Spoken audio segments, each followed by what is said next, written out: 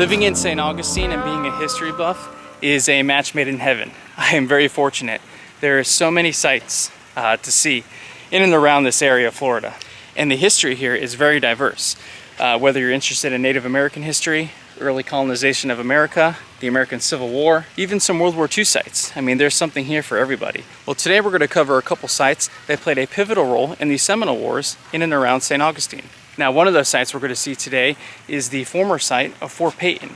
Now, it's no longer there, but they do have historical markers there, so hopefully, if and when we find it, we can at least document it and maybe learn a thing or two from there. But before we do that, we're going to visit Treaty Park. Now, this site is important because this is the general area where the Treaty of Moultrie Creek was signed in 1823.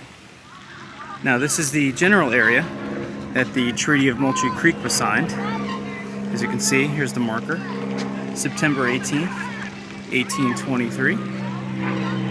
And you can see we're right in the middle of Treaty Park.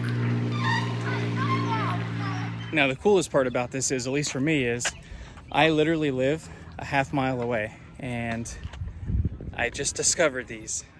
So you never know where you're going to find history. And just take a closer look at some of the signage here.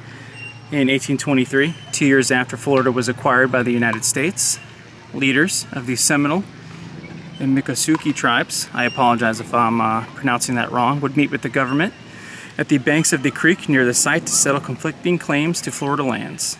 About 12 days of negotiation, the treaty was signed between both parties on September 18, 1823, and this would force the Seminole tribes to relocate from the coastline and into an inland reservation which is near present-day Ocala. Now, the United States also promised protection for 20 years and I believe $5,000 a year for 20 years. I'm not sure if the U.S. government followed through on that. And they also established a fort named Fort King, which would help protect the reservation, which was later abandoned, and the Seminole would burn it to the ground. Now, I also want it to be clear that this was a forced migration. Although it is a treaty signed by both sides, the Seminole really had no choice. And unfortunately, they were forced to relocate from their lands away from the coastline, where they couldn't have any trade with Spain, Cuba, or any other nations in the area, and they would be forced to relocate in the middle of the state. So we're wrapping up here in Treaty Park, as you can see behind me, and we're going to go head on to the side of Fort Peyton.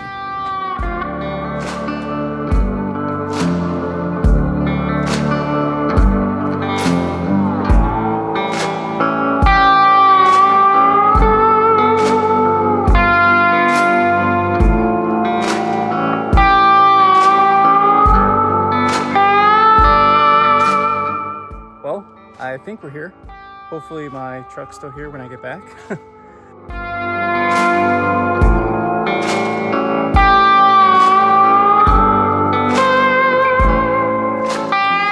So we're making our way on the road to what I think is Fort Peyton.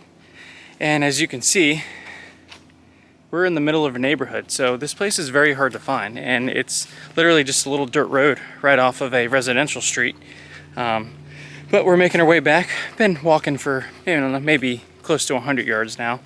And hopefully we'll be there in a little bit. So we're coming to a clearing and I think I may have found it. Look at that. I can read after all. Wow. So this is the former site of Fort Peyton. Very cool. The site looks like it's not very well maintained, but at least we found it, and let's learn a little bit about it. Now, just to give you a little backstory about the Seminole Wars, Florida was gained from the Adamonis Treaty, and the United States would take possession of Florida in 1821. Well, then the Treaty of Moultrie Creek was signed in 1823. The settlers here were pressuring the U.S. government to remove the Seminoles and the other Native American tribes. And unfortunately, once that treaty was signed, people didn't think it was enough, and in 1830, the United States government passed the Indian Removal Act, which obviously only ramped up hostilities between the U.S. government and the Seminoles, who were just trying to stay on their lands. And Fort Peyton was constructed in 1837 on this site. And again, it's not much, and there's some residential homes back there. But I parked, I don't know, maybe 150 yards down that trail. And a quick 5-minute or so walk. And here's the site of Fort Peyton. Here's some interpretive signage here. And I don't know if you can read that, so I'll read it to you. But it says, Fort Peyton, established by Major General Thomas Jesup in August of 1837, and it was garrisoned by regular army troops. And it was part of a series of outposts guarding the southern and western approaches to the city of St. Augustine during the Second Seminole War. And it consisted of 4 log homes built in a hollow square, 2 occupied by troops, 1 by officers, and the 4th was used as a hospital and commissary. That is so cool. And here's the other side of that sign. Again, if you can't read it, this post was first known as Fort Moultrie, but its name was changed in honor of Lieutenant Richard H. Peyton, post commander in 1837. The Seminole Indian chief, Osceola, I don't believe he was a chief, but he was captured about a mile from this site, which is that way. Fort Peyton was ordered abandoned by the Secretary of War, Joel R. Poinsett, in May of 1840, and the building was burned to the ground on February 14th, 1842. I wonder what stories lie beneath some of this brush here. Wow, this is really cool. And it's a very important part of our history. You know, we like to believe that American history is full of bright points, but the Indian Removal Act and the events that transpired after that were not very bright points in our nation's history, but it's still important to learn from them and learn why they were wrong. So now we're about a mile south of Treaty Park, where the Treaty of Moultrie Creek was signed. And if you go another mile, this is south, if you go another mile south, that is the site where Osceola, who was one of the leaders of the Seminole tribes, was captured. Under the flag of truce, actually. Unfortunately, no matter how much research I did or how many maps I tried to find, I couldn't find that site. Now, from what I've read, it's been developed, or at least a development has been put in near the site, and we no longer have access to that. But it was a very controversial move because Osceola was captured under the flag of truce, under the orders of General Thomas Jesup. And the general that would capture Osceola would be General Joseph Marion Hernandez. And actually, capturing Osceola under the flag of truce brought a lot of backlash throughout the country. Now, Osceola would be transferred to the Castillo De San Marcos, which is in St. Augustine, Florida.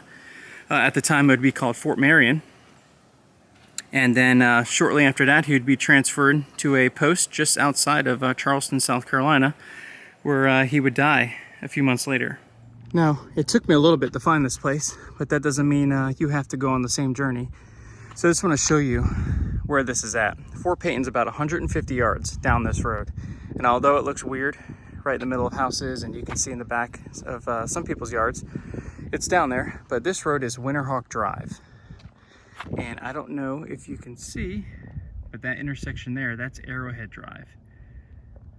Okay, so you take Winterhawk Drive past the second Arrowhead Drive, and you find this dirt road between these 2 houses, and you go through this little wooden gate here, and you can park. And I said it's about 100 to 150 yards back there, about a 5-minute walk.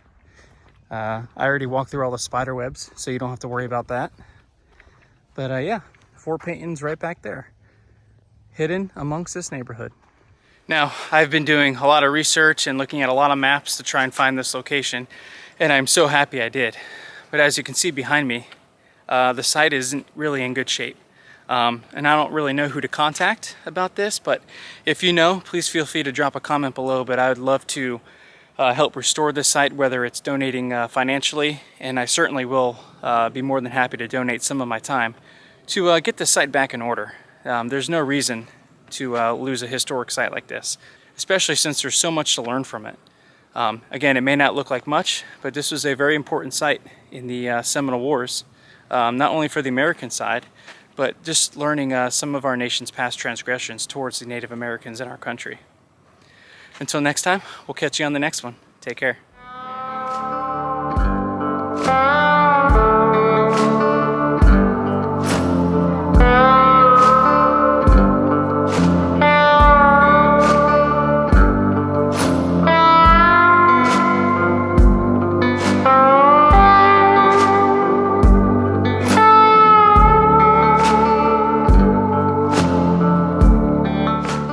We're making our way back on the, oh jeez, God, those roots are like snipers.